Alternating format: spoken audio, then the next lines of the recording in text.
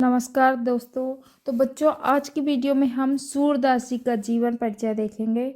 सूरदास जी, जो सूरदास का नाम कृष्ण भक्ति की अजस्त्र धारा को प्रवाहित करने वाले भक्त कवियों में सर्वोपरि है और हिंदी साहित्य में भगवान श्री कृष्ण के अनन्य उपासक और ब्रजभाषा के श्रेष्ठ कवि महात्मा सूरदास कौन है, हिंदी साहित्य के सूर्य माने जाते हैं। तो आज हम उनका पहले संक्षिप्त में जीवन परिचय देखेंगे, फिर उसके बाद डिटेल में देखेंगे। देखिए, सूरदास जी नाम क्या है? सूरदास। वास्तविक नाम इनका क्या है? सूरध्वज। और इनका जन्म 1478 ईस्वी में हुआ। इनका जन्म स्थान रुनकता ग्राम में। इनकी मृत्यु 1583 ईस्वी में। इनके मृत्यु का स्थान पारसौली। और इनके पिता का नाम पंडित रामदास। इनकी माता का नाम था जमुना दास। इनके गुरु का जो गुरु थे उनका नाम था आचार्य बल्लवाचार्य। इनकी वैवाहिक स्थिति क्या थी? ये अविवाहित थे और ये व्यक्ति कृष्ण भक्ति थे। ब्रह्म का रूप ये सगुण। निवास स्थान इनका श्रीनाथ मंदिर। भाषा इनकी ब्रज थी। काव्य कृतियाँ इनकी थी सूरसागर, सूरसारावली, साहित्य लहरी। और साहित्य में इनका क्या योगदान था? ये कृष्ण की बाल लीलाओं तथा कृष्ण लीलाओं का मनोरम चित्रण इन्होंने किया है। अब देखिए, सूरदास का हम जीवन परिचय देखते हैं डिटेल में। तो भक्ति काल के महाकवि सूरदास का जन्म 1478 में रुनकता नामक ग्राम में हुआ था। कहाँ हुआ था? 1478 में रुनकता नामक ग्राम में। और सूरदास का जन्म एक ब्राह्मण परिवार में हुआ था। सूरदास का जन्म पंडित रामदास के घर पर हुआ था। इनके पिता कौन थे? पंडित रामदास। पंडित रामदास एक सारस्वत ब्राह्मण थे, एक ब्राह्मण थे। सूरदास के जन्म कथा उनके अंधे होने की संबंध में अलग अलग विद्वानों के अलग अलग मतभेद हैं। किस प्रकार? देखिए, कोई कह रहा है कि सूरदास जन्मांध थे, कोई कह रहा है नहीं, वो बाद में अंधे हुए थे। तो ये सब अलग अलग विद्वानों का अलग अलग मतभेद है, लेकिन क्लियर नहीं हुआ है, क्योंकि उसमें सूरदास जी ने भी नहीं बताया है कि मैं जन्म से अंधा था या बाद में अंधा हुआ हूँ।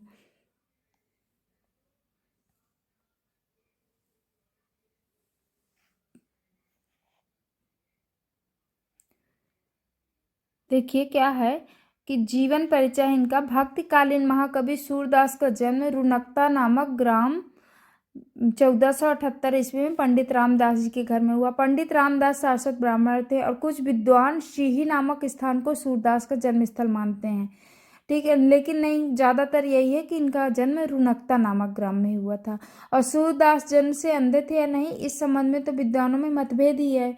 विद्वानों का कहना है कि बाल मनोवृत्ति एवं चेष्टाओं का जैसा सूक्ष्म वर्णन सूरदास जी ने किया है ना, वैसा वर्णन कोई जन्मान व्यक्ति कर ही नहीं सकता है। इसलिए ऐसा प्रतीत होता है कि वो बाद में अंधे हुए थे। ये अभी सब शंका वाली बात है, क्योंकि क्लियर नहीं हुआ है। तो आगे चलते हैं और देखते हैं वीडियो। वे क्या हिंदी भक्त कवियों में शिरोमणि माने जाते हैं। कौन? सूरदास जी। सूरदास जी एक बार बल्लवाचार्य जी के दर्शन के लिए मथुरा के गऊ घाट आए। बल्लवाचार्य जी कौन थे? उनके गुरु थे। तो उनके दर्शन के लिए वो कहाँ आए? गऊ घाट आए और उन्हें स्वरचित एक पद गाकर सुनाया। स्वरचित मतलब खुद से रची हुई, खुद से लिखी हुई।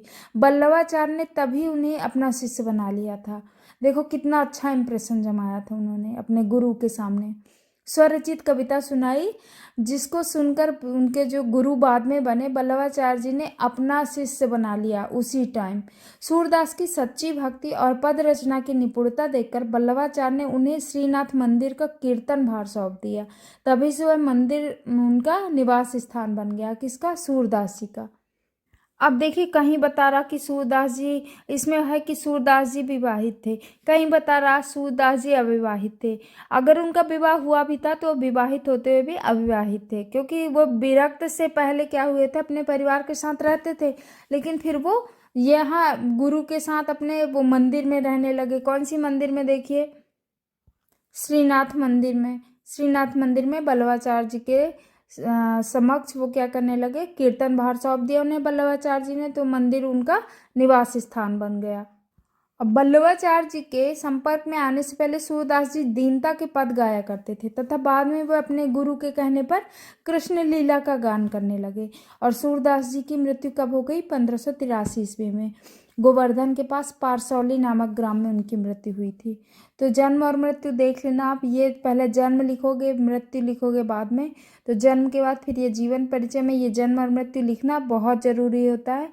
तो आप जीवन परिचय सूरदास का ऐसा लिखेंगे। और भी पॉइंट्स है, चलिए देखिए। अब यहाँ देखिए सूरदास का क्या है, साहित्यिक परिचय। तो सूरदास जी महान काव्यात्मक प्रतिभा से संपन्न कवि थे। कृष्ण भक्ति को ही इन्होंने क्या किया था, काव्य का मुख्य विषय बनाया था। और इन्होंने श्री कृष्ण के सगुण रूप के प्रति सखा भाव की भक्ति का निरूपण किया है। इन्होंने मानव हृदय की कोमल भावनाओं का प्रभावपूर्ण चित्रण किया है। अपने काव्य में भावात्मक पक्ष और कलात्मक पक्ष दोनों पर इन्होंने अपनी विशिष्ट छाप छोड़ी है। देखिए सूरदास की प्रमुख रचनाएं हैं। जो भक्त शिरोमणि सूरदास जी ने लगभग 1.25 लाख पदों की रचना की है, जिनमें से केवल 8 से 10,000 पद ही मिल पाए हैं, प्राप्त हो पाए हैं। काशी नागरी प्रचारणी सभा के पुस्तकालय में ये रचनाएं अभी भी सुरक्षित हैं। पुस्तकालय में सुरक्षित रचनाओं के आधार पर सूरदास जी के ग्रंथों की संख्या 25 मानी जाती है, किंतु इनके 3 ग्रंथ ही उपलब्ध हुए हैं। कौन कौन से हैं, चलिए नीचे देखते हैं कौन कौन से उनके मुख्य 3 ग्रंथ हैं। पहला हो गया सूरसागर, दूसरा हो गया सूरसारावली और तीसरा हो गया साहित्य लहरी। अब हम तीनों का देखते हैं डिटेल। देखिए सूरसागर, यह क्या है, सूरदास जी की एकमात्र प्रमाणिक कृति है। यह एक गीति काव्य है जो श्रीमद् भागवत ग्रंथ से प्रभावित है। इसमें कृष्ण की बाल लीलाओं, गोपी प्रेम, गोपी विरह, उद्धव गोपी सवा बड़ा मनोवैज्ञानिक और सरस वर्णन है। और सूरसारावली में क्या है, यह ग्रंथ सूरसागर का सार भाग है जो अभी तक विवादास्पद स्थिति में है, किंतु यह भी सूरदास जी की एक प्रमाणिक कृति है। इसमें 1107 पद हैं। कितने पद हैं, 1107 पद हैं। साहित्यिक लहरी, इस ग्रंथ में क्या है, 118 दृष्टिकूट पदों का संग्रह है तथा इसमें मुख्य रूप से नायिकाओं एवं अलंकारों की विवेचना की गई है। कहीं कहीं श्री कृष्ण की बाल लीलाओं का वर्णन तथा 1-2 स्थलों पर महाभारत की कथा के अंशों की झलक भी दिखाई देती है। किसमें, साहित्य लहरी में। अब देखिए सूरदास की भाषा शैली क्या है। सूरदास की भाषा शैली, अपने पदों में ब्रज भाषा का प्रयोग इन्होंने किया है तथा इनके सभी पद क्या है, गीतात्मक है, जिस कारण इनमें माधुर्य गुण की प्रधानता है। इन्होंने सरल एवं प्रभावपूर्ण शैली का प्रयोग किया है और उनका काव्य मुक्तक शैली पर आधारित है। व्यंग्य, वक्रता और वाग्विदग्धता शूर की भाषा की प्रमुख विशेषताएं हैं। ठीक है, ये देखिए इंपॉर्टेंट है क्वेश्चन। कथा वर्णन में वर्णनात्मक शैली का प्रयोग किया है। दृष्टिकूट पदों में कुछ क्लिष्टता अवश्य आ गई है। हिंदी साहित्य में स्थान, सूरदास जी की हिंदी साहित्य के महान काव्यात्मक प्रतिभा संपन्न कवि थे। इन्होंने श्री कृष्ण की बाल लीलाओं और प्रेम लीलाओं का जो मनोरम चित्रण किया है वह साहित्य में अद्वितीय है। हिंदी साहित्य में वात्सल वर्णन का एकमात्र कवि सूरदास जी को ही माना जाता है। साथ ही इन्होंने विरह वर्णन का भी अपनी रचनाओं में बड़ा ही मनोरम चित्रण किया है।